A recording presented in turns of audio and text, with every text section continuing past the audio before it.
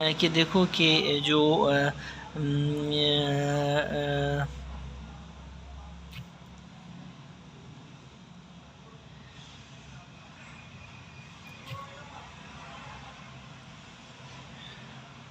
काइलोथोरैक्स, ठीक है।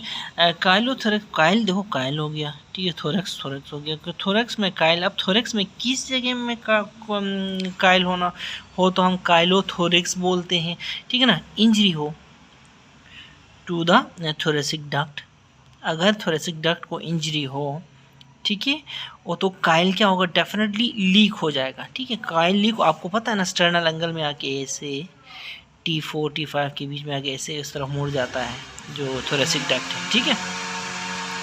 तो ठीक है, अब काइल कहाँ लीक हो जाएगा, इन द प्लूरल स्पेस, इस स्पेस में काइल लीक हो जाता है।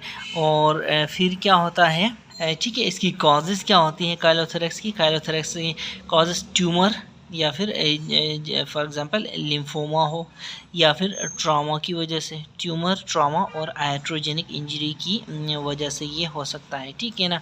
अगर देखो ये T5 है ना, ये T5 है, इससे ऊपर इंजरी हो, ठीक है ना, इस T5 से जो T5 से ऊपर इंजरी हो और T5 से नीचे इंजरी हो तो क्या होता है, T5 से नीचे इंजरी हो तो राइट साइडेड काइलोथोरैक्स होगा, ठीक है ना।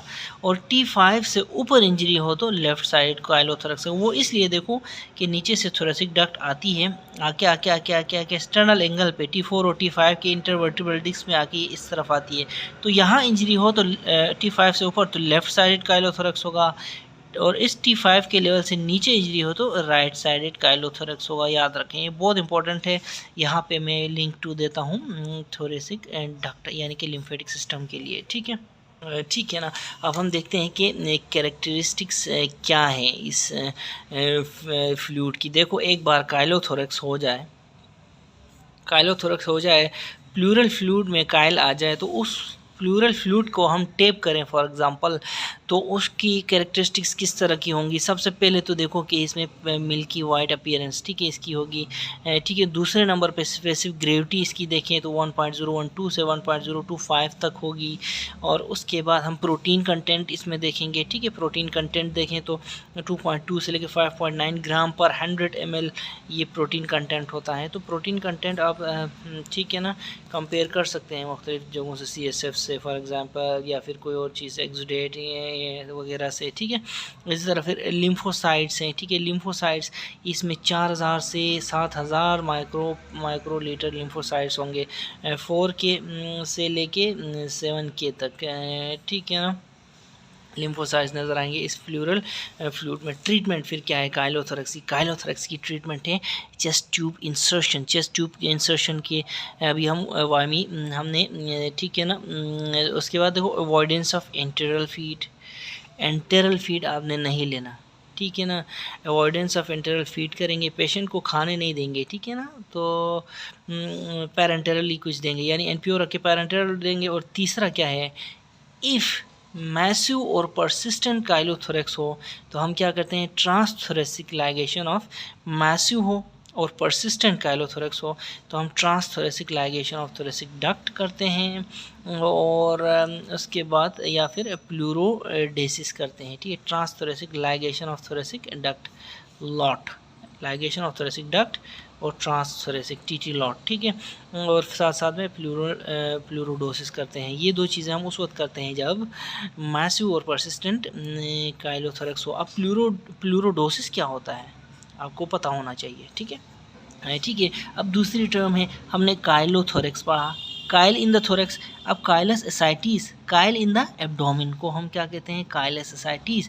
तो काइल देखो, काइल अगर एक्स्ट्रावेजेट होके आ जाए, कहाँ आ जाए, इन द पेरिटोनियल केविटी, तो उसको हम काइलस एसाइटिस बोलते हैं। इसकी कॉज क्या है काइलस एसाइटिस की, ट्रॉमा की वजह से हो सकता है। और क्या हो सकता है, obstruction of the lymphatic system, trauma और obstruction of the lymphatic system की वजह से आपको काइलस एसाइटिस मिल सकता है, ठीक है।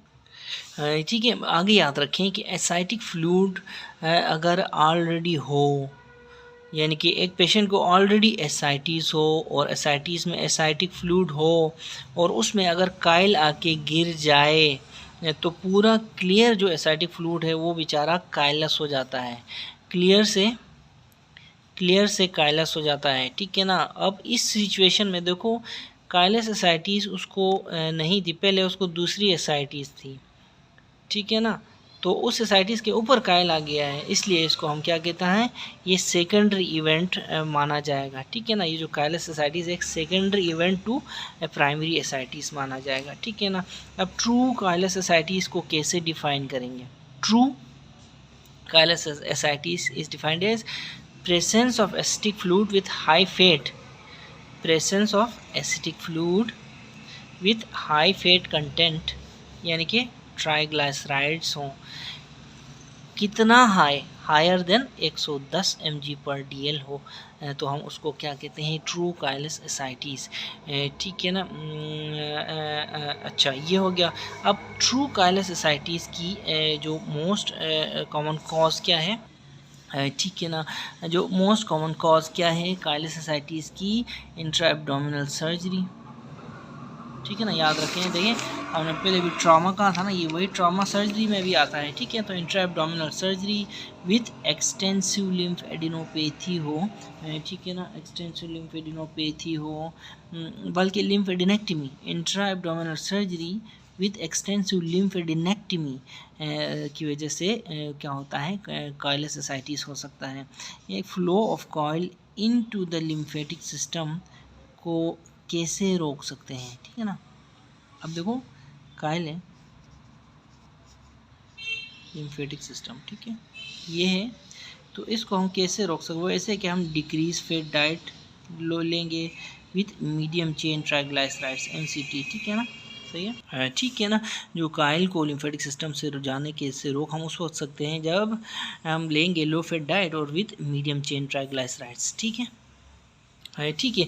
और अगर काइलस एसाइटिस परसिस्ट करे डिस्पाइट डाइटरी मॉडिफिकेशंस के बावजूद भी ये काइलस एसाइटिस परसिस्ट करे, तो नेक्स्ट स्टेप हम क्या करते हैं, बाउल रेस्ट देते हैं और institution of total parenteral nutrition, यानी कि NPO रखते हैं पेशेंट को, जिसको हम बाउल रेस्ट भी कहते हैं। ठीक है। बाउल रेस्ट, ठीक है, और इंस्टीट्यूशन ऑफ हम क्या करते हैं, टोटल पेरेंटल न्यूट्रिशन। ठीक है। Post surgical chylous ascites usually resolves with supportive therapy. अगर काइलस एसाइटिस जो है वो पोस्ट सर्जिकल है, ठीक है ना, तो हम इसको रिजॉल्व हो जाती है, सपोर्टिव थेरेपी देंगे तो हम ये ऐसे ही रिजॉल्व हो जाएगी। ठीक है।